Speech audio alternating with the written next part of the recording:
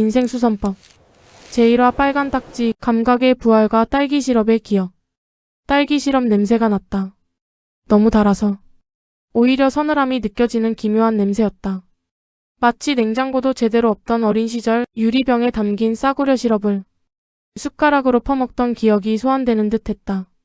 그 냄새는 달콤함보다도 가난이라는 단어가 가진 특유의 끈적한 점성을 먼저 떠올리게 했다. 나는 처음에 내가 죽은 줄 알았다. 아니, 더 정확히는 죽음 이후에 어떤 장강 속을 영원히 떠다니는 벌을 받는 중이라고 생각했다. 의식은 물 밑바닥에서 아주 천천히 부상하는 것처럼 올라왔다. 눈꺼풀은 천근만근 무거웠고 내 의지로 움직이려 애쓰는 손끝은 이상하리만치 작고 연약했다. 바닥의 감촉이 먼저 느껴졌다. 미세하게 일어난 장판의 끝자락. 그 아래에서 딱딱하게 굳어버린 오래된 나무의 결. 겨울을 수십 번 버텨내며 습기를 먹고 뒤틀린 마루의 비명 같은 감촉이 손바닥을 타고 전해졌다. 나는 가늘게 떨리는 손으로 바닥을 짚었다. 거칠었다. 그리고 바닥이 너무나도 낮았다. 낮다는 감각은 뜻밖에도 인간의 존엄과 연결된다. 내가 서 있는 높이, 세상을 내려다보는 시선의 각도. 지금의 나는 너무나도 낮게 엎드려 있었다. 이청아 10살의 몸으로 깨어나다. 천천히 눈을 떴다. 천장은 낮고 누렇게 발에 있었고 벽지는 귀퉁이마다 일어나 너덜거리고 있었다. 그 위엔 미처 지워지지 않은 어설픈 크레파스 낙서가 꽃 모양을 하고 있었다. 나는 그 낙서를 멍하니 바라보다가 문득 그 꽃을 누가 그렸는지 기억해냈다. 내가 그렸다.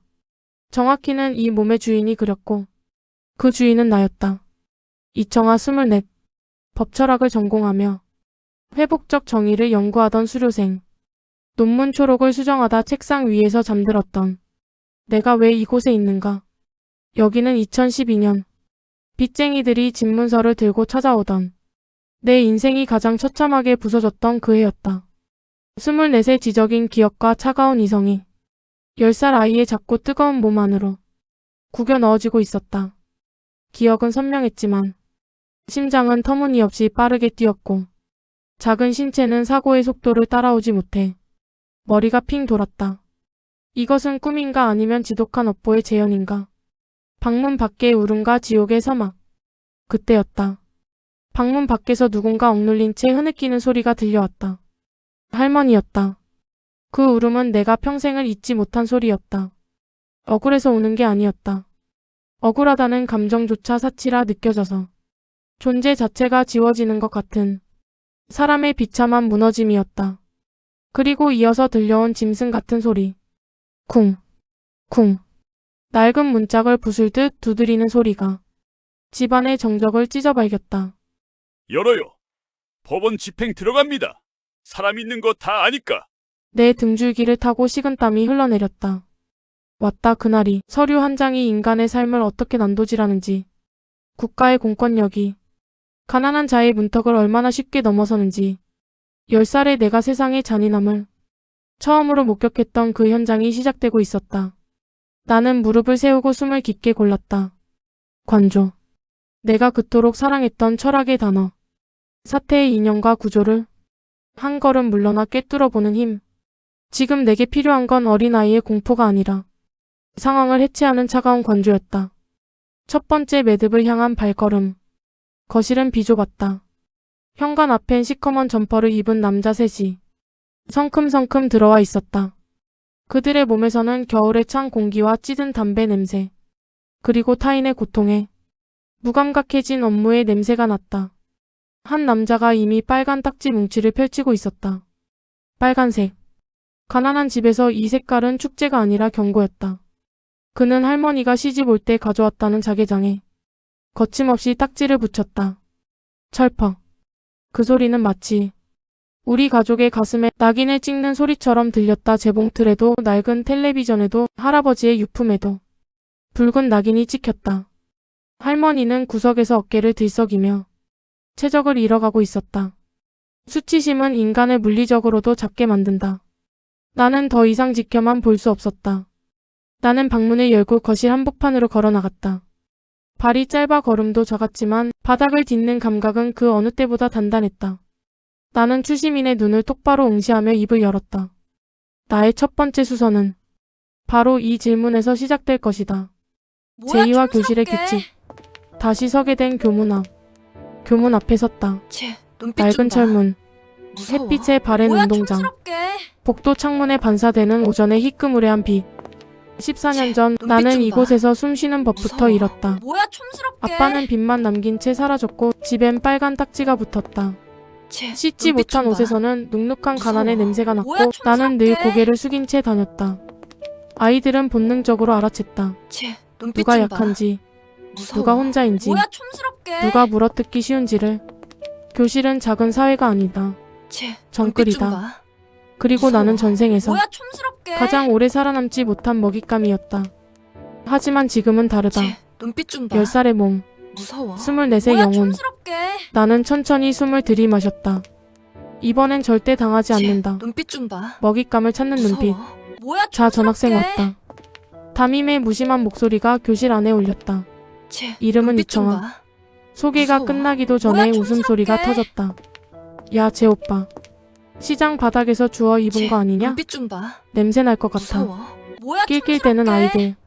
그 중심엔 민지가 있었다. 김민지. 쟤 눈빛 전생에서 좀 봐. 내 실내화를 변기에 무서워. 쳐박고 뭐야, 급식판에 침을 촌스럽게. 뱉고 화장실에 나를 가둬두던 아이. 그리고 몇 년 뒤 내 쟤 인생이 눈빛 무너질 좀 때 봐. SNS에서 가장 무서워. 먼저 돌을 뭐야, 던진 인간. 촌스럽게. 나는 민지를 조용히 바라봤다. 그 순간 민지 쟤 얼굴의 눈빛 좀 웃음기가 봐. 아주 조금 사라졌다. 무서워. 이상했을 뭐야, 것이다. 촌스럽게. 보통 전학생은 위축된다.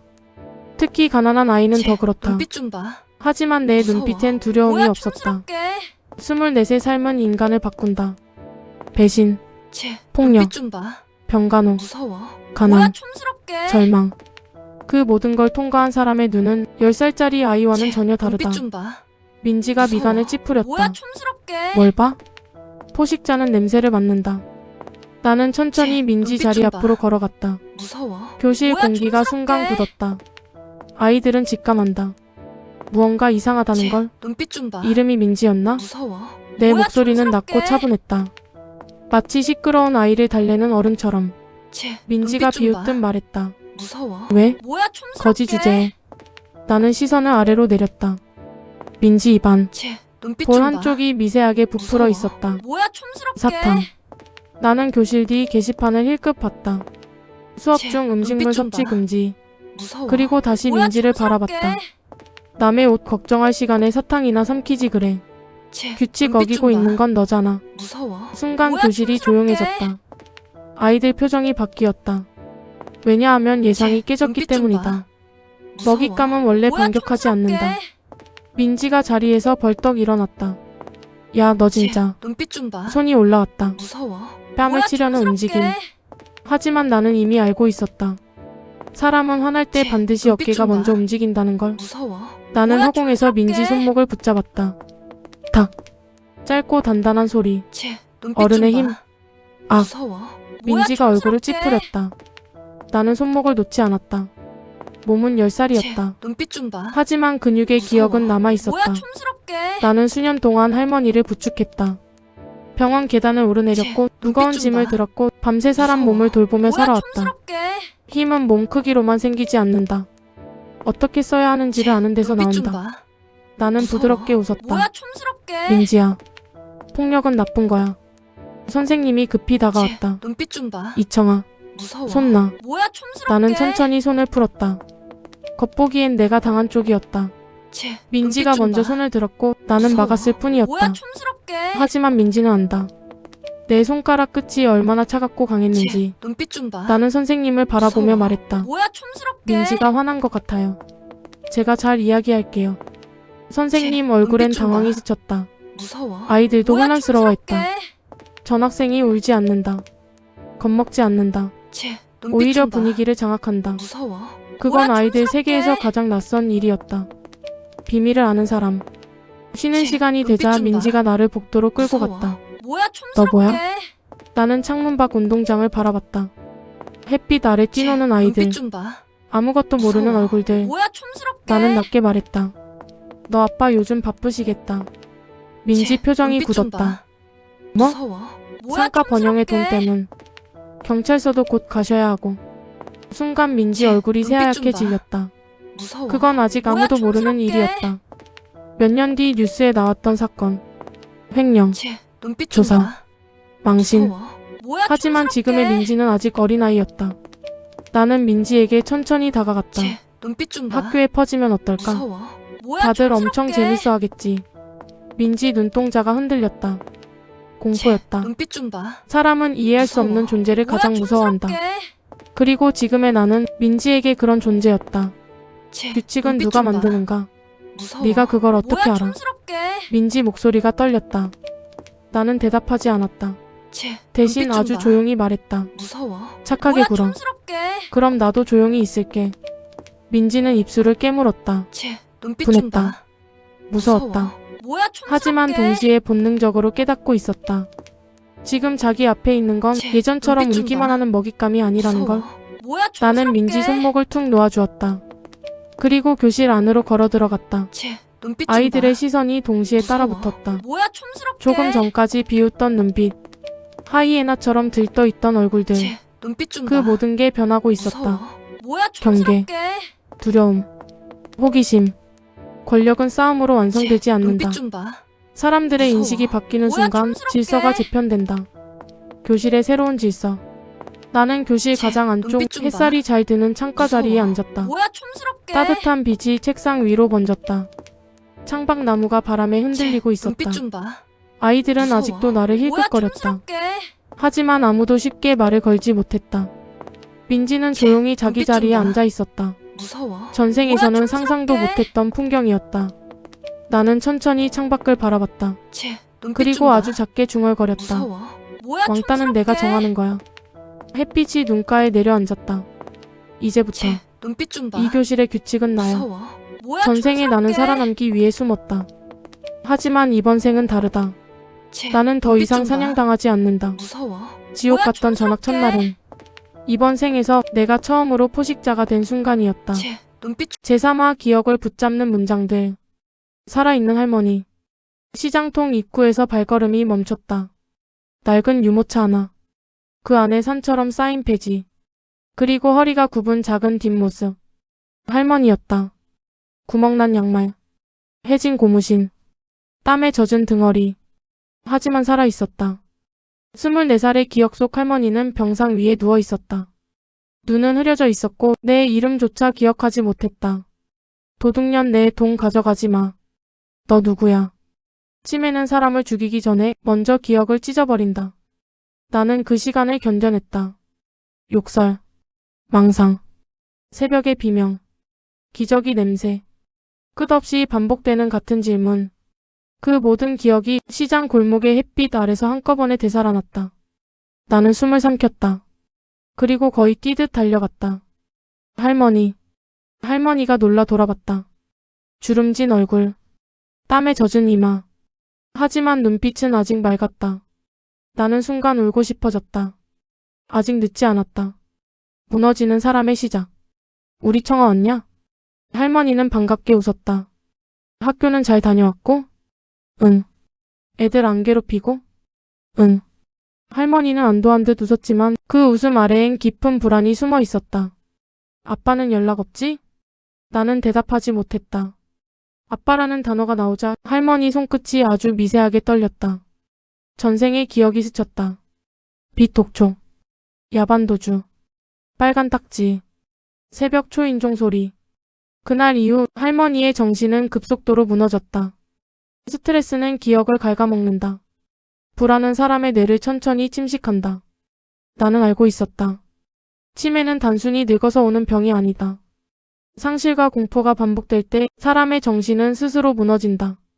나는 유모차 손잡이를 꼭 잡았다. 이번 생에서는 다르다. 이번엔 절대 할머니를 잃지 않는다. 마음을 붙드는 연습.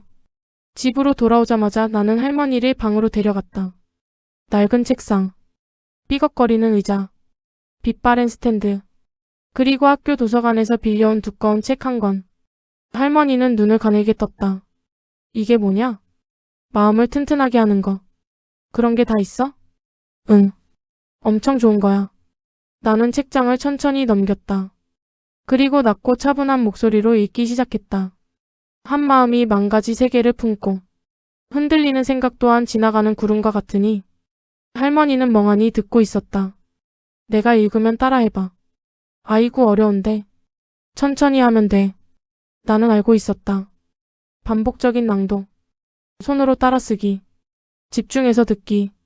이건 단순한 공부가 아니었다. 전두엽을 자극하고 불안을 줄이고 기억 회로를 붙잡아두는 훈련.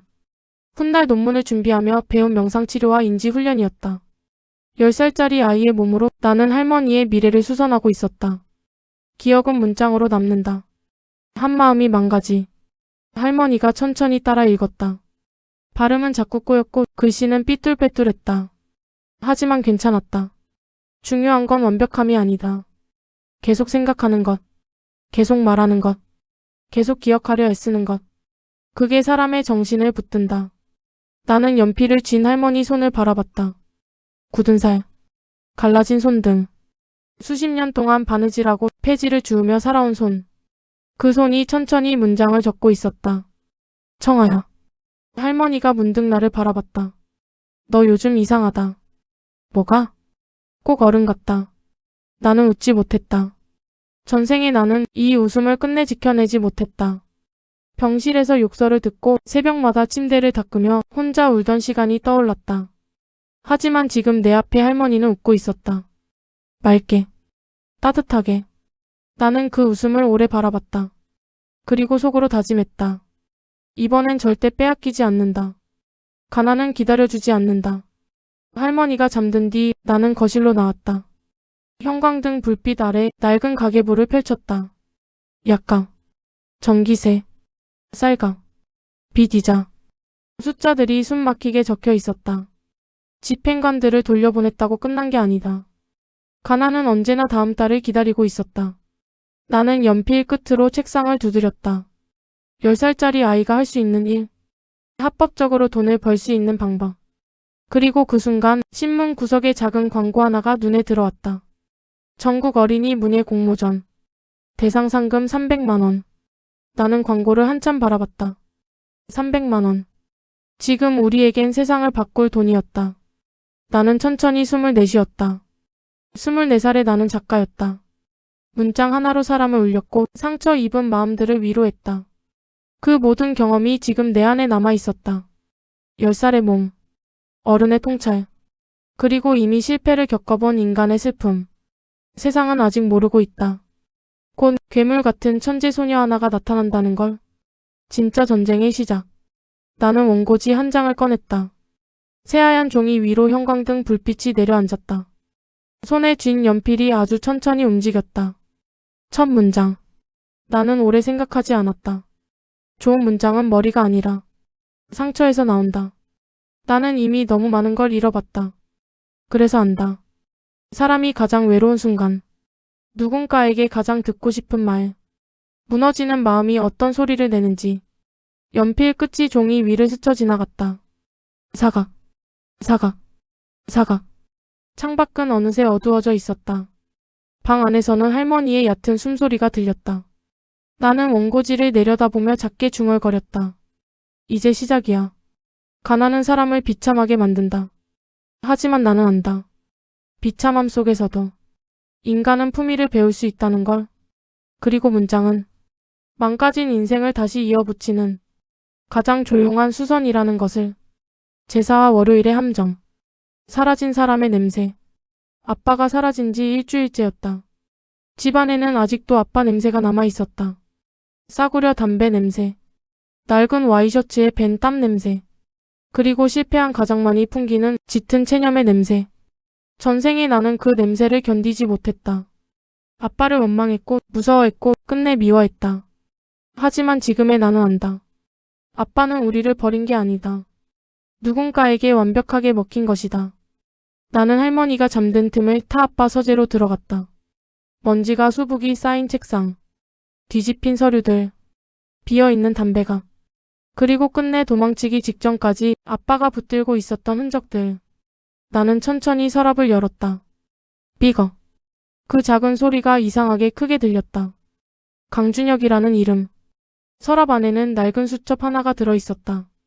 구겨진 명함, 숫자로 가득한 메모, 그리고 반복해서 적힌 이름 하나. 강준혁. 나는 그 이름을 천천히 중얼거렸다. 전생에서 그는 꽤 유명해졌다.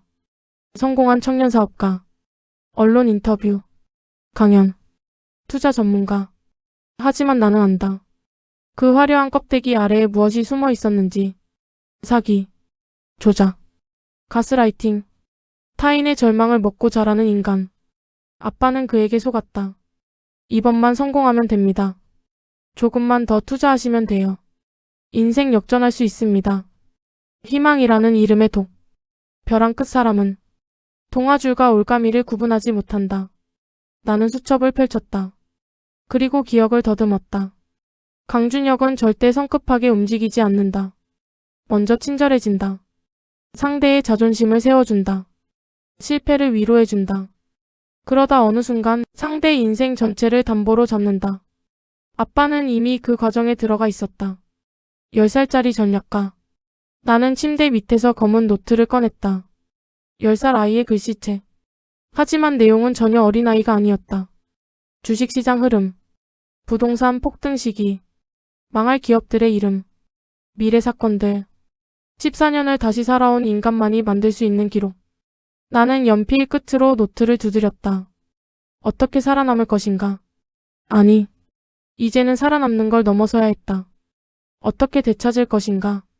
내 머릿속엔 이미 3가지 계획이 완성되어 있었다. 첫째, 돈. 세상은 정의보다 자본에 먼저 반응한다. 10살짜리 아이는 아무 힘이 없다. 하지만 돈은 다르다. 돈은 사람 입을 열게 만들고 태도를 바꾸고 시간을 벌어준다. 나는 이미 기억하고 있었다. 몇 년 뒤 폭등할 회사들, 망할 기업들, 누가 부자가 되고 누가 무너질지를. 미래를 기억하는 인간에게 세상은 거대한 시험지와 같았다. 문장이라는 무기. 둘째, 영향력. 나는 원고지를 바라봤다. 24살의 나는 작가였다. 문장으로 사람을 울렸고 상처를 건드렸고 누군가의 밤을 위로했다. 그 재능은 사라지지 않았다. 몸은 어려졌지만 영혼에 새겨진 문장은 그대로였다. 나는 이미 익명으로 출판사에 글을 보내고 있었다. 어른의 통찰, 아이의 시선, 그리고 지옥을 살아본 인간의 감정. 세상은 곧 놀라게 될 것이다. 천재소녀 작가. 사람들은 늘 기적을 좋아한다. 하지만 나는 안다. 기적처럼 보이는 것 대부분은 절망 끝에서 악착같이 살아남은 결과라는 걸. 그리고 그 영향력은 언젠가 강준혁의 가면을 벗기는 칼이 될 것이다. 월요일. 셋째. 아빠. 나는 눈을 감았다. 그리고 기억 속 장면을 더듬었다. 도망치기 전날 밤. 거실 형광등 아래 아빠는 누군가와 통하고 있었다. 초조한 목소리. 떨리는 손. 그리고 마지막 말. 네, 알겠습니다. 다음 주 월요일이군요. 나는 눈을 떴다. 오늘은 일요일 밤이었다. 즉, 내일 아빠는 다시 강준혁을 만난다. 그 만남이 모든 비극의 시작이었다. 전생의 아빠는 그 자리에서 마지막 희망을 샀다. 그리고 인생 전체를 잃었다. 나는 입술을 천천히 깨물었다. 이번엔 다르다. 이번엔 내가 알고 있다. 상대가 어떤 미끼를 던질지, 어떤 말로 아빠를 흔들지, 어떤 욕망으로 사람을 무너뜨릴지. 미래를 아는 인간은 두렵다. 특히 복수를 준비할 때는 더 그렇다. 복수의 설계도. 청아야, 밥 먹어야지. 방문 너머로 할머니 목소리가 들려왔다. 나는 급히 수첩을 덮었다. 식탁엔 된장찌개가 놓여 있었다. 김이 피어오르고 있었다. 소박한 저녁. 조용한 집. 평범한 풍경. 하지만 나는 알고 있었다. 이건 폭풍 전야의 고요함이라는 걸. 할머니가 내 머리를 쓰다듬었다. 우리 강아지. 아빠 없어도 기죽지 말고 다녀. 나는 억지로 웃었다. 그리고 된장찌개를 한 숟갈 떠먹었다. 짭조름했다. 눈물이 날 만큼. 식사가 끝난 뒤 나는 다시 방으로 올라왔다. 창밖엔 차가운 달빛이 떠 있었다. 나는 책상 앞에 앉아 노트를 펼쳤다. 남은 시간은 단 하루. 강준혁이 던질 미끼를 역으로 이용해 그의 숨통을 조일 덫을 설계해야 한다. 연필 끝이 천천히 움직였다. 사각, 사각, 사각. 그리고 나는 아주 조용히 웃었다. 지옥을 한 번 견디고 돌아온 영혼은 두 번째로는 절대 같은 방식으로 무너지지 않는다. 기다려 강준혁. 달빛이 창틀 위로 번져 내렸다. 이번 생의 월요일은 네가 기억하는 월요일과 다를 거야. 재호와 월요일의 더. 결전의 아침. 월요일 아침이 밝았다. 창문 틈 사이로 스며든 겨울 햇빛은 차가웠다. 거울 앞에 선 나는 누가 봐도 평범한 초등학생이었다. 작은 키, 헐렁한 회색 후드티, 낡은 운동화. 하지만 가방 안은 전혀 평범하지 않았다. 할머니의 오래된 녹음기, 아빠 서재에서 복사한 명함, 그리고 밤새워 정리한 강준영 리포트. 10살짜리 아이의 가방이라기엔 너무 위험한 물건들이었다. 나는 거울 속 눈동자를 바라봤다. 그 안엔 어린아이가 없었다. 실패를 한번 겪고 돌아온 인간. 가족이 무너지는 걸 지켜본 사람. 그리고 이번엔 반드시 지키겠다고 결심한 인간만이 있었다. 청아야, 밥 먹어야지. 방문 밖 할머니 목소리가 들려왔다. 나는 천천히 가방 지퍼를 닫았다. 오늘은 우리 가족 운명이 갈리는 날이었다. 청혼 다방. 오늘 숙제가 많아서 늦을 수도 있어. 나는 일부러 아무렇지 않은 척 말했다. 할머니는 웃으며 내 머리를 쓰다듬었다. 그래, 우리 강아지. 밥 굶지 말고. 나는 대답 대신 웃어 보였다. 그리고 곧장 집을 나섰다. 내가 향한 곳은 학교가 아니었다. 변두리 골목 끝. 낡은 간판 하나가 삐걱거리며 흔들리고 있었다. 청혼 다방. 전생의 기억 속 아빠 인생이 완전히 무너진 장소. 사람은 특정 장소에 감정을 남긴다. 누군가에겐 추억이 되고 누군가에겐 악몽이 된다. 그리고 내게 이곳은 가족이 파괴되기 시작한 현장이었다. 나는 모자를 깊게 눌러쓰고 구석자리에 앉았다. 심장이 천천히 뛰고 있었다. 무섭지 않다면 거짓말이었다. 하지만 두려움보다 더 큰 감정이 있었다. 이번엔 반드시 막는다는 집념. 먹잇감과 사냥꾼. 오전 11시. 딸깍. 다방 문이 열렸다. 먼저 들어온 건 아빠였다. 수척한 얼굴. 불안하게 떨리는 손. 주변을 끊임없이 살피는 눈빛. 나는 가슴이 먹먹해졌다. 전생에 나는 아빠를 이해하지 못했다. 왜 그렇게 쉽게 속았는지. 왜 가족보다 허황된 희망을 믿었는지. 하지만 지금은 안다. 벼랑 끝 인간은 희망처럼 보이는 말에 가장 약해진다. 잠시 뒤 또 다른 남자가 들어왔다. 짙은 남색 수트. 깔끔한 구두. 부드러운 미소. 강준혁. 전생에서 우리 가족을 무너뜨린 인간. 그는 자연스럽게 아빠 앞에 앉았다. 한 사장님. 기다리셨죠? 그 목소리를 듣는 순간 내 손끝이 차갑게 식었다. 저 목소리였다. 사람을 안심시키고 희망을 심어주고 끝내 파멸로 끌고 가던 목소리. 나는 가방 속 녹음기 버튼을 눌렀다. 찰칵. 작은 소리 하나가 운명을 기록하기 시작했다. 달콤한 독. 정말 확실한 겁니까? 아빠 목소리는 떨리고 있었다. 강준혁은 여유롭게 웃었다. 물론입니다. 이번 벤처 건만 성공하면 인생 역전이에요. 인생 역전. 사기꾼들이 가장 좋아하는 말. 그들은 돈을 탐하지 않는다. 절망을 탐한다. 절망한 인간이 가장 쉽게 속는다는 걸 알기 때문이다. 강준혁이 서류를 꺼냈다. 아빠 손이 도장을 향해 움직였다. 나는 숨이 막혔다. 저 도장 하나로 아빠는 단순한 피해자가 아니라 공범이 된다. 그리고 전생의 모든 비극이 다시 시작된다. 아니, 이번엔 안 된다. 나는 자리에서 벌떡 일어났다. 아빠. 날카로운 목소리가 다방 안에 갈랐다. 두 사람 시선이 동시에 나를 향했다. 아빠 얼굴이 새하얗게 질렸다. 정아? 네가 왜 여기 있어? 하지만 나는 아빠 대신 강준혁을 바라봤다. 똑바로. 도망치지 않고. 10살짜리 신문. 나는 강준혁 맞은편 의자에 천천히 앉았다. 강준혁 입꼬리가 비틀렸다. 사장님 따님이 참 당돌하네요. 나는 웃지 않았다. 강준혁 씨. 아니, 강 대표님이라고 불러야 하나?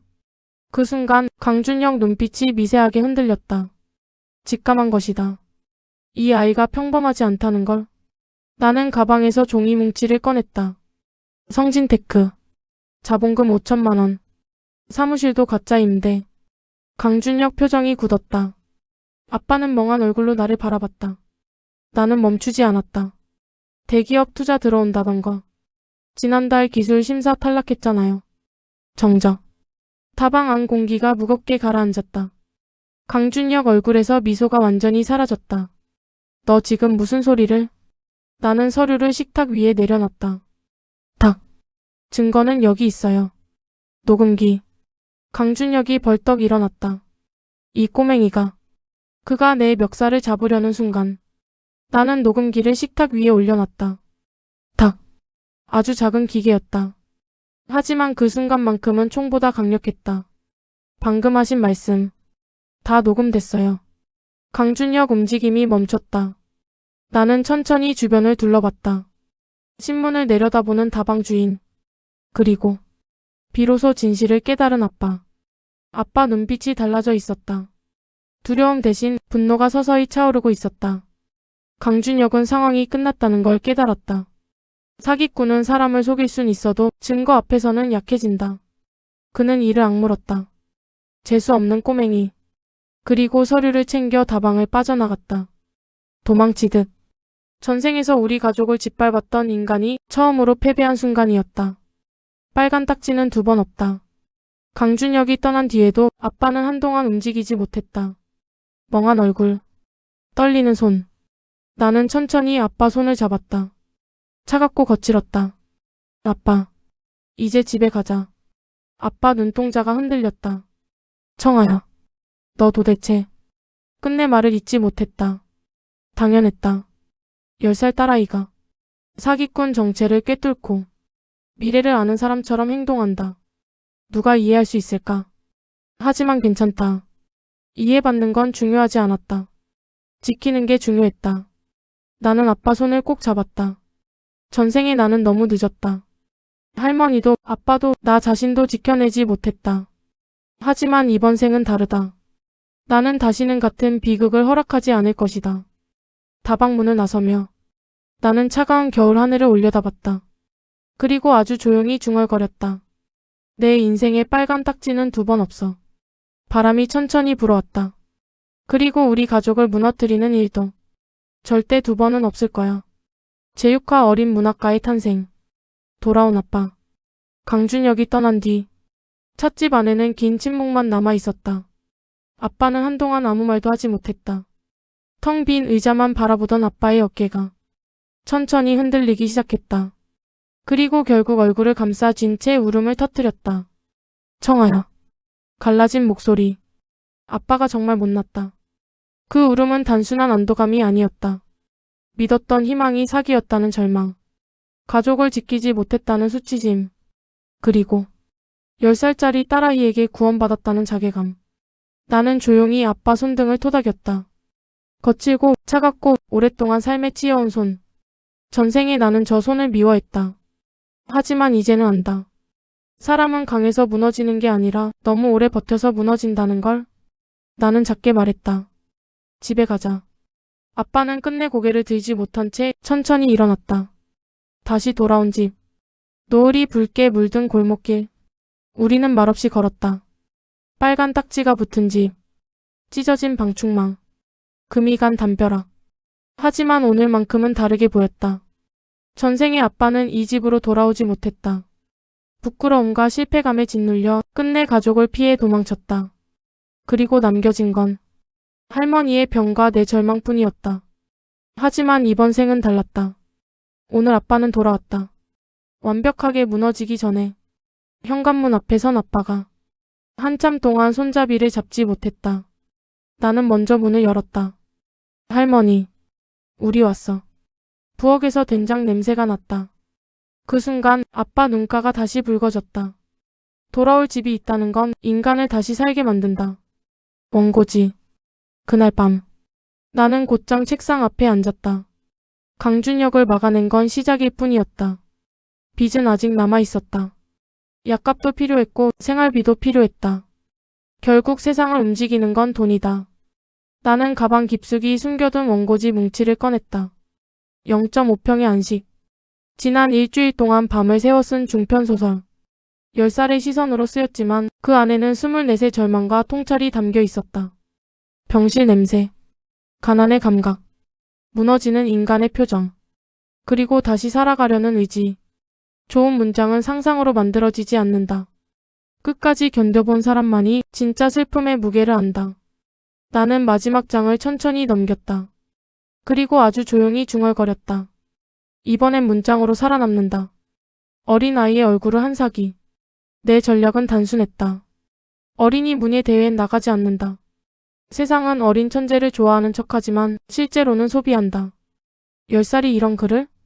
부모가 대신 써준 거 아냐? 쇼 아니야? 사람들은 재능보다 이야깃거리를 먼저 본다. 그래서 나는 익명을 선택했다.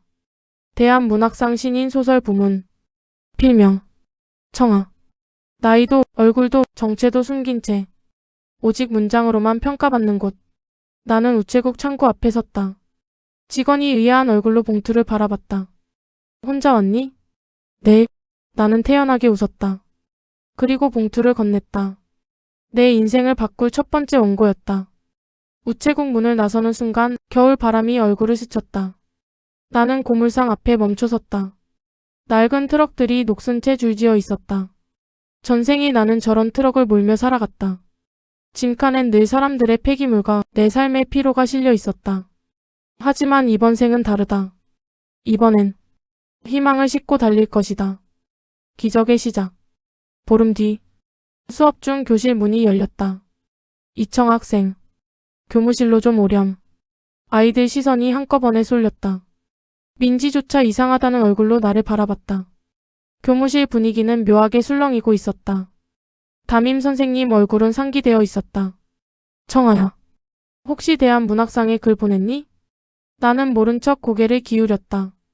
왜요? 출판사에서 연락이 왔어. 당선 후보 작가를 찾고 있대. 그 순간 교무실 문이 열렸다. 깔끔한 정장을 입은 남자가 들어왔다. 그는 주변을 두리번거리며 말했다. 실례합니다. 이청아 작가님 보호자분이. 그리고 나와 눈이 마주쳤다. 나는 천천히 자리에서 일어났다. 제가 이청아인데요. 정적. 교무실 안 공기가 멈췄다. 선생님 손에 들린 찻잔이 덜그럭 흔들렸다. 남자의 눈이 커졌다. 믿을 수 없다는 얼굴. 당연했다. 10살짜리 아이가 성인 문학상 최종 후보라는 건 상식 밖 일이니까. 어린 문학가. 이 문장들. 정말 네가 쓴 거니? 출판사 남자의 목소리가 떨리고 있었다. 나는 조용히 웃었다. 그리고 책상 위 종이를 끌어당겼다. 못 믿으시면 지금 써드릴게요. 펜 끝이 종이 위를 미끄러졌다. 사각, 사각, 사각. 교무실 안이 숨죽인 듯 조용해졌다. 그리고 나는 마지막 문장을 적었다. 상처는 지우는 것이 아니라 더 튼튼한 실로 덧대는 것이다. 남자는 떨리는 손으로 종이를 받아들었다. 그 눈빛 속엔 경외감이 있었다. 그건 단순히 재능을 본 사람의 눈이 아니었다. 삶을 너무 일찍 이해해버린 인간을 마주한 표정이었다. 계약합시다. 그가 숨을 삼키며 말했다. 아니, 제발 저희와 책을 내주세요. 나는 창밖 운동장을 바라봤다. 아이들이 뛰어다니고 있었다. 불과 얼마 전까지 나는 가난 냄새 난다고 놀림받던 전학생이었다. 하지만 이제는 다르다. 세상은 곧 알게 될 것이다. 10살짜리 얼굴 뒤에 지옥을 견디고 돌아온 영혼이 숨어 있다는 걸. 그리고 문장은 사람 인생을 바꾸는 가장 조용한 복수라는 것을. 잿질화 폭력의 씨앗. 빨간 딱지가 떨어지는 날. 출판사에서 받은 선임금 수표는 생각보다 무거웠다. 종이 한 장인데도 그 안엔 우리 가족의 숨통이 들어 있었다. 나는 할머니 손을 잡고 법원으로 향했다. 회색 건물, 차가운 복도, 무표정한 사람들. 전생에 나는 이런 곳을 두려워했다. 법원은 늘 누군가의 인생이 무너지는 장소처럼 느껴졌기 때문이다. 하지만 오늘은 달랐다. 오늘 나는 빼앗기러 온 게 아니라 되찾으러 왔다. 유채동산 압류 공탁 맞으시죠? 직원이 서류를 넘기며 물었다. 나는 말없이 고개를 끄덕였다. 할머니 손끝이 미세하게 떨리고 있었다. 가난한 사람은 작은 희망 앞에서도 겁을 낸다. 혹시 또 무너질까봐. 혹시 행복을 믿었다가 더 크게 다칠까봐. 나는 할머니 손을 더 꼭 잡았다. 이제 괜찮아. 그리고 처음으로 그 말을 진심으로 할 수 있었다.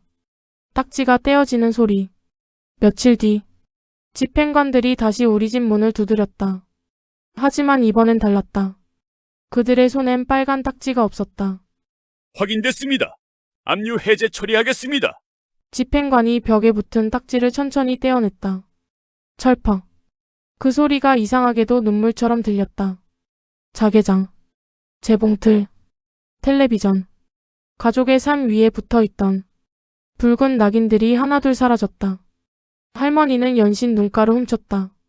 청아야, 이 돈 대체 어디서 난 거냐? 나는 웃으며 말했다. 글 써서 받은 상금이야. 할머니는 믿기지 않는다는 얼굴로 나를 바라봤다. 나는 남은 끈적한 자국을 천천히 닦아냈다. 빨간색. 전생에 내게 그 색은 늘 공포였다. 빛, 경고, 망신, 절망. 하지만 이제는 다르다. 나는 속으로 다짐했다. 다시는 이 집에 절망의 빨간색이 들어오지 못하게 하겠다고. 인간이라는 재앙. 하지만 돈이 생긴다고 모든 문제가 끝나는 건 아니다. 세상엔 돈보다 더 위험한 재앙이 있다. 인간. 방과 후 나는 교문 앞에서 걸음을 멈췄다. 익숙한 얼굴 하나가 눈에 들어왔기 때문이다. 강진우. 앳된 얼굴. 삐딱한 자세. 하지만 눈빛만큼은 기억 그대로였다. 전생에 그는 내 대학 시절을 무너뜨렸다. 처음엔 다정했다. 너만 특별해. 내가 지켜줄게. 하지만 사랑이라는 이름 아래 그는 내 영혼을 조금씩 갉아먹었다. 고립, 통제, 가스라이팅, 폭력. 그리고 어느 날부터는 주먹까지 올라왔다. 나는 그 시간을 견디며 깨달았다. 폭력은 갑자기 시작되지 않는다. 아주 작은 소유욕에서 시작된다. 상대를 자기 물건처럼 보는 시선. 그게 폭력의 씨앗이다. 그리고 지금 그 씨앗이 내 앞에 서 있었다. 이번 생은 다르다. 야, 전학생. 진우가 비딱하게 웃었다. 너 요즘 잘 나간다며? 나는 대답하지 않았다. 그는 천천히 내 앞을 가로막았다. 책 내서 돈 벌었다고? 애가 건방져졌네. 나는 그 눈빛을 기억했다. 상대를 시험하는 눈. 어디까지 눌러도 되는지 계산하는 눈. 전생에 나는 저 눈빛 앞에서 얼어붙었다. 하지만 지금은 아니다. 나는 이미 알고 있다. 그가 어떤 인간이 되는지, 어떤 말로 사람을 조종하는지, 언제 손을 올리는지. 괴물은 처음부터 괴물이 아니다. 누군가 한 번도 막지 않았기 때문에 괴물이 된다. 진우가 내 가방끈을 잡으려 손을 뻗었다. 그리고 그 순간 나는 망설이지 않았다. 폭력의 씨앗을 밟는 법. 퍽. 가방 안에 있던 두꺼운 고전 문헌학책이 진우 손등을 그대로 내리쳤다. 악. 진우가 비명을 질렀다. 주변 아이들이 놀라 돌아봤다. 하지만 나는 눈 하나 깜짝하지 않았다. 천천히 한 걸음 앞으로 다가갔다. 강진우. 내 목소리는 차갑게 가라앉아 있었다. 너 지금 네가 강한 줄 알지? 진우 얼굴이 굳었다. 나는 계속 말했다. 근데 너. 몇 년 뒤엔 폭행전가 달고 경찰서 들락거리게 돼. 진우 눈동자가 흔들렸다. 뭐라고? 남 괴롭히는 걸 힘이라고 착각하다가 결국 아무도 안 남는 인간 돼. 바람이 천천히 불었다. 나는 그의 눈을 똑바로 바라봤다. 전생에서 수없이 도망쳤던 눈빛을 이번 생에서는 정면으로 짓밟고 있었다. 내가 그 미래를 봤거든. 진우 얼굴이 새하얗게 질렸다. 공포. 사람은 자기보다 강한 힘보다 자신을 꿰뚫어보는 존재를 더 무서워한다. 진짜 반격. 나는 진우 귓가에 낮게 속삭였다. 다시 내 앞에 나타나지 마. 진우 숨소리가 거칠어졌다. 다음엔 이 책이 아니라 내 인생을 내리찍어 버릴 테니까. 진우는 뒷걸음질 치다 그대로 넘어졌다. 흙바닥 위로 먼지가 일었다. 전생에 나는 저 인간이 무서웠다. 하지만 지금 보니 알겠다. 괴물처럼 보였던 것도 사실은 비겁한 인간 하나였다는 걸. 나는 천천히 등을 돌렸다. 심장이 이상하게 차분했다. 복수의 감정은 뜨거울 줄 알았다. 그런데 진짜 복수는 오히려 조용했다. 상대가 가장 자신만만할 때, 그 씨앗 자체를 짓밟아 버리는 것. 그게 진짜 단죄였다. 시장 입구에 도착했을 때 커다란 트럭 한 대가 눈에 들어왔다. 거칠고 투박한 철제 몸체. 하지만 무엇이든 실어 나를 수 있는 힘. 나는 차가운 금속 표면을 손끝으로 천천히 쓸었다. 그리고 작게 웃었다. 이제 방어는 끝났다. 내 이름처럼. 맑고 우아하게 세상을 뒤흔들 차례였다. 제8화 인감을 훔친 이유. 베스트셀러와 불안. 0.5평의 안식. 베스트셀러 순위에 올랐다는 소식이 들려왔다. 인터넷 기사. 출판사 전화. 방송 인터뷰 요청. 세상은 갑자기 나를 천재소녀 작가라고 불렀다. 하지만 이상하게도 나는 기쁘지 않았다. 진짜 위험은 늘 조용히 다가온다. 나는 거실 한쪽에서 웃고 있는 아빠를 바라봤다. 오랜만에 웃는 얼굴이었다. 빛 독촉 전화도 줄었고 집안 분위기도 조금씩 살아나고 있었다. 그런데 나는 알고 있었다. 가장 위험한 순간은 사람이 안도할 때라는 걸. 그리고 그날 밤 아빠가 조심스럽게 입을 열었다. 청아야. 아빠가 이번에 정말 마지막으로 사업 하나만 해보려고 한다. 나는 숟가락을 멈췄다. 박상무 삼촌 기억하지? 그 사람은 믿을만해. 순간 등골이 서늘해졌다. 박상무. 전생에서 아빠 인감을 가져가 연대 보증을 떠넘기고 아빠를 범죄자 직전까지 몰아넣었던 인간. 나는 천천히 숨을 들이마셨다. 또 시작이다. 인간은 같은 곳에서 넘어진다. 사람은 이상할 정도로 같은 실수를 반복한다. 특히 외로운 사람은 더 그렇다. 아빠는 평생 인정받고 싶어 했다. 누군가 자신을 믿어준다고 말하면 그 말 하나에 모든 걸 걸었다. 박상무는 그런 인간이었다. 형님만 믿습니다. 이번엔 진짜 다릅니다. 우리 같이 다시 일어섭시다. 그 달콤한 말들. 전생의 아빠는 결국 그 말에 속아 인감 도장을 넘겼다. 그리고 며칠 뒤 자신도 모르는 대출과 연대보증 서류 위에 이름이 올라가 있었다.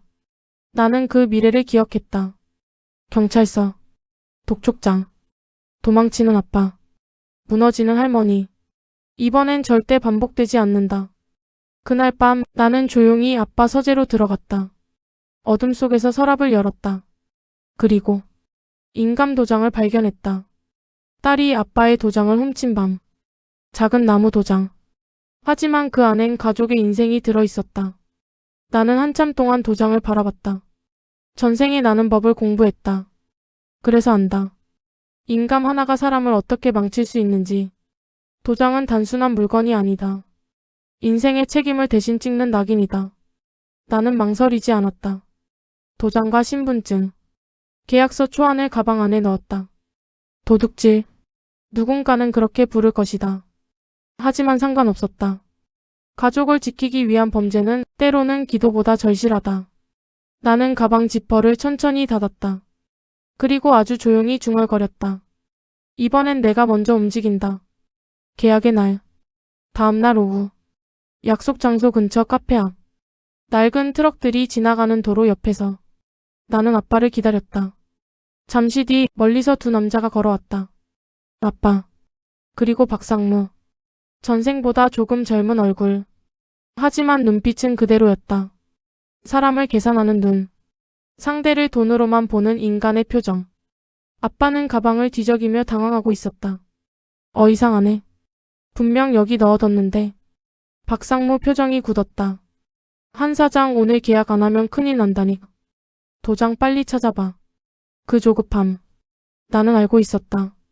오늘 안에 인감을 찍어야 아빠를 연대보증인으로 묶을 수 있으니까. 그리고 바로 그 순간 나는 천천히 그들 앞으로 걸어나갔다. 찾으시는 거 이건가요? 내 손바닥 위엔 인감 도장이 올려져 있었다. 배신자의 얼굴. 아빠 얼굴이 새하얗게 질렸다. 청아야. 네가 그걸 왜? 나는 대답 대신 박상무를 바라봤다. 그리고 아주 천천히 웃었다. 박철수 씨. 박상무 눈썹이 꿈틀거렸다. 본명으로 불리면 사람은 본능적으로 불안해진다. 나는 차분히 말을 이었다. 대성상사. 폐업 직전이죠? 박상무 표정이 굳었다. 지금 아빠한테 떠넘기려는 계약. 사실상 채무 폭탄이잖아요. 아빠 눈동자가 흔들렸다. 나는 가방에서 신문 스크랩을 꺼냈다.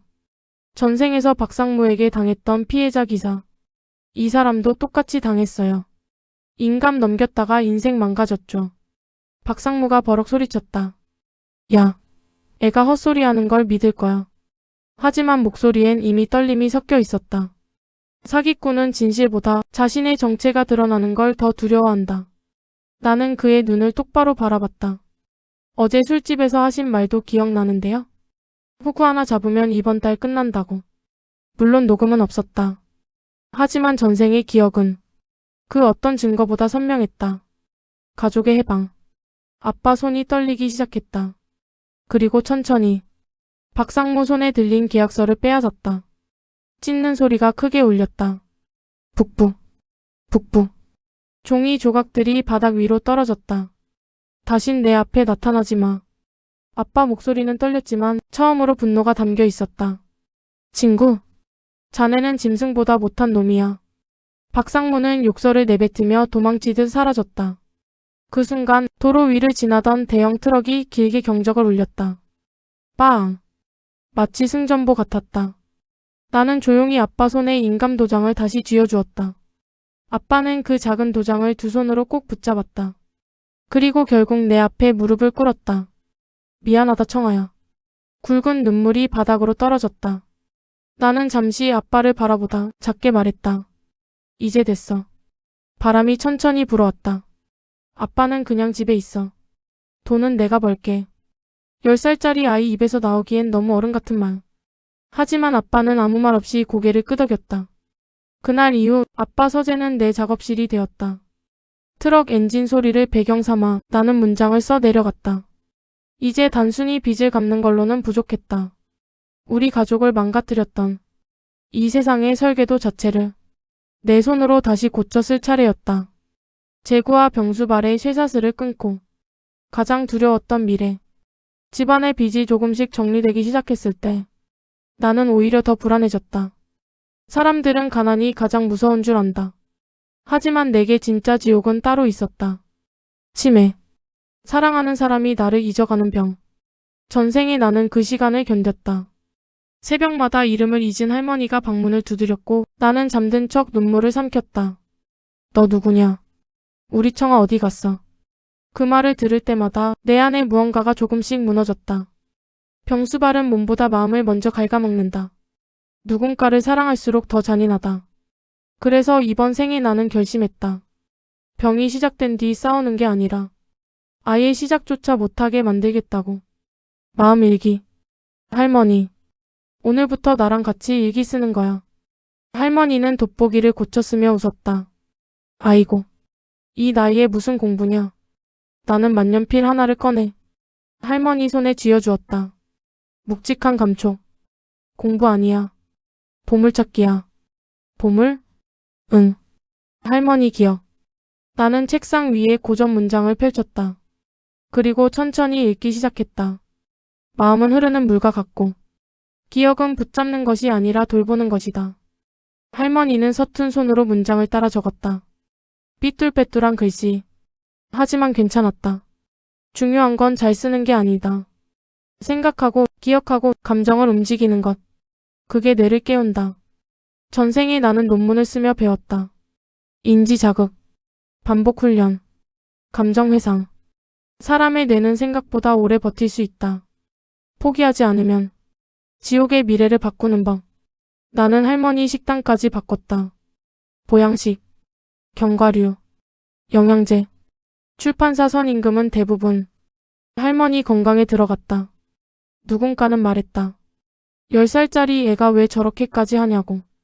하지만 나는 안다.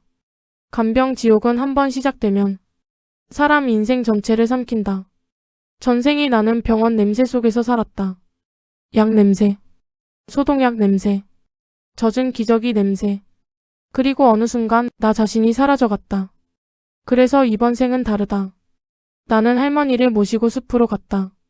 나무 냄새, 맑은 공기, 햇빛. 청아야. 할머니가 환하게 웃었다.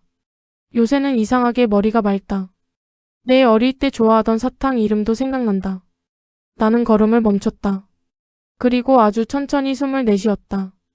미래가 바뀌고 있었다. 지옥의 기억이 조금씩 사라지고 있었다. 천재소녀. 그 사이 세상은 나를 주목하기 시작했다. 0.5평의 안식. 베스트셀러 1위. 인터넷 기사. 신문. 방송국 섭외 전화. 사람들은 열광했다. 10살이 이런 글을? 진짜 본인이 쓴 거 맞아? 얼음보다 더 깊다. 하지만 나는 알고 있었다. 세상은 천재를 좋아하는 만큼 잡아먹고 싶어 한다는 걸. 그래서 처음엔 숨어 있었다. 필명. 익명. 얼굴 없는 작가. 하지만 이제는 때가 됐다. 더 큰 영향력을 가지려면 세상 앞에 나설 필요가 있었다. 나는 출판사 대표를 집으로 불렀다. 대표님, 이제 제 얼굴 공개해도 돼요. 대표 눈이 반짝였다. 정말요? 나는 천천히 고개를 끄덕였다. 대신 조건이 있어요. 이름을 만드는 사람. 인터뷰는 우리 동네에서 해주세요. 대표가 잠시 당황한 얼굴을 했다. 여기서요? 나는 창밖을 바라봤다. 낡은 트럭들, 오래된 골목, 매캐한 공기. 전생에 나는 이 풍경을 부끄러워했다. 가난하다는 증거 같았으니까. 하지만 이제는 아니다. 나는 더 이상 도망치지 않는다. 그리고 브랜드 사업도 같이 할 거예요. 브랜드요? 나는 조용히 웃었다. 사람들에게 어울리는 이름을 만들어줄 거예요. 이름. 사람은 이름대로 살아간다. 나는 이미 경험했다. 가난하네. 불쌍하네. 망가지네. 세상이 붙인 이름들이 사람 인생을 어떻게 바꾸는지. 그래서 이번엔 내가 직접 이름을 만들 것이다. 망가진 사람들에게 다시 살아갈 이름을. 세상 밖으로 나온 청아. 며칠 뒤 우리 집 골목은 기자들로 가득 찼다. 카메라 셔터 소리. 마이크. 사람들의 웅성거림. 나는 교복 차림으로 천천히 걸어 나갔다. 10살짜리 아이. 하지만 눈빛만큼은 어른보다 깊었다. 마이크 앞에 선 순간 골목이 조용해졌다. 나는 천천히 입을 열었다. 글은 마음의 집을 짓는 일이라고 생각해요. 기자들이 숨죽였다. 저는 제 문장으로 무너진 사람들의 인생을 수선하고 싶어요. 바람이 천천히 불었다. 뒤편 트럭들이 낮게 엔진 소리를 냈다. 그리고 사람들에게 가장 어울리는 이름을 지어주는 일을 하고 싶습니다. 그날 저녁 뉴스엔 내 얼굴이 나왔다. 베일에 쌓인 천재소녀 작가 세상 밖으로 나오다. 전생의 가해자들도 사기꾼들도 나를 비웃던 사람들도 모두 TV 속 내 얼굴을 봤을 것이다. 그리고 깨달았겠지. 이제 나는 함부로 짓밟을 수 있는 사람이 아니라는 걸. 집으로 돌아오자 할머니가 TV를 보며 박수를 치고 있었다. 우리 청아다. 우리 강아지. 아빠는 구석에서 조용히 눈물을 닦았다. 나는 그 모습을 한참 바라봤다. 병수발의 쇠사슬은 끊어졌다. 빨간 딱지도 사라졌다. 이제 남은 건 단 하나. 내 이름처럼 맑고 우아하게 새로운 미래를 완성하는 일뿐이었다. 제10화 청아 이름대로 살다. 세상이 부르는 이름. 세상은 온통 이청아라는 이름으로 들썩이고 있었다. 천재 작가. 최연소 브랜드 컨설턴트. 인생을 수선하는 아이. 신문과 방송은 연인의 이름을 떠들어댔다. 하지만 이상하게도 나는 어느 때보다 조용한 시간을 보내고 있었다. 진짜 행복은 소란스럽지 않다. 아빠는 더 이상 허황된 꿈을 좇지 않았다. 내가 마련해준 작은 운송회사를 묵묵히 운영하며 매일 새벽 누구보다 먼저 차고로 나갔다. 도망치는 법만 알던 사람이 이제는 책임지는 법을 배우고 있었다. 할머니는 매일 아침 창가에 앉아 내가 지어준 이름들을 천천히 따라 쓰셨다. 기억은 여전히 선명했고 눈빛은 맑았다. 나는 그 모습을 바라볼 때마다 믿기지 않았다. 전생에서 그렇게 처절했던 지옥이 정말 끝난 걸까? 감기 시럽의 날짜.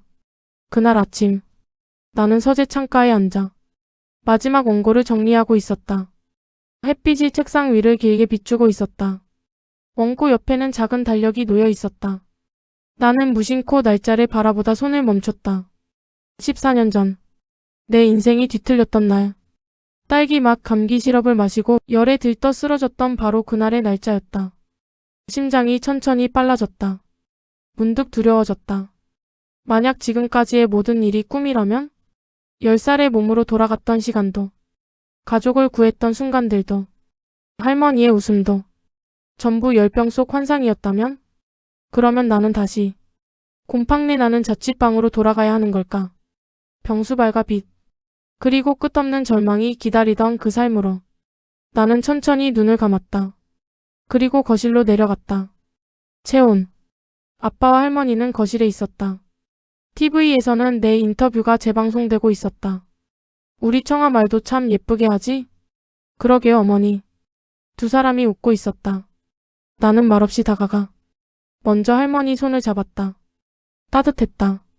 그리고 아빠 손도 잡았다. 거칠고 단단한 손. 살아있는 사람의 체온. 나는 두 손을 꼭 쥔 채 천천히 숨을 내쉬었다. 사랑받고 있다는 감각. 돌아갈 집이 있다는 안도감. 그것만으로도 사람은 다시 살아갈 수 있다. 청아야? 왜 그러냐? 아빠가 걱정스러운 얼굴로 물었다.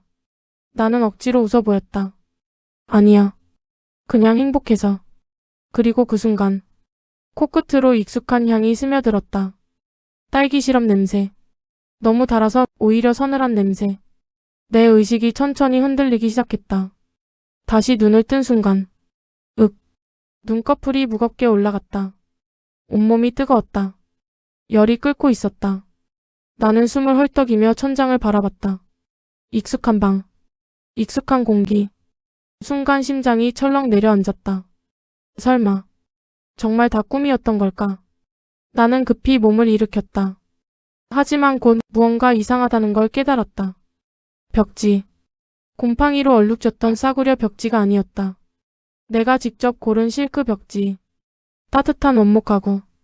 햇빛이 부드럽게 드는 커튼. 책장에 정리된 원고들. 그때 방문이 열렸다.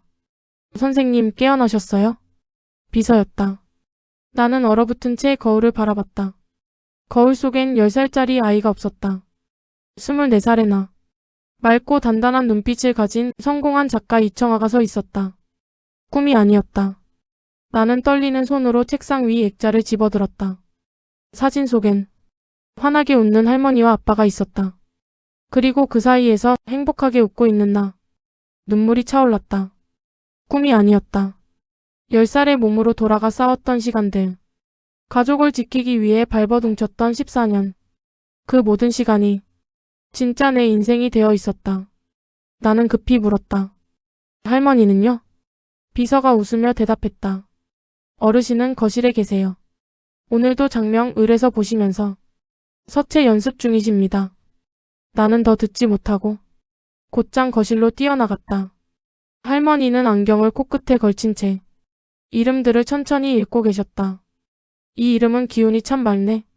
치매의 흔적은 어디에도 없었다. 전생의 그 지독한 병실 냄새도 망상도 절망도 없었다. 수선된 인생. 밖에서는 아빠 목소리가 들려왔다. 조심해서 내려. 책 박스 찢어지면 큰일 난다. 창밖엔 대형 트럭들이 줄지어 지나가고 있었다. 묵직한 엔진 소리. 전생에 나는 저 소리를 들으며 삶의 무게만 떠올렸다. 하지만 지금은 달랐다.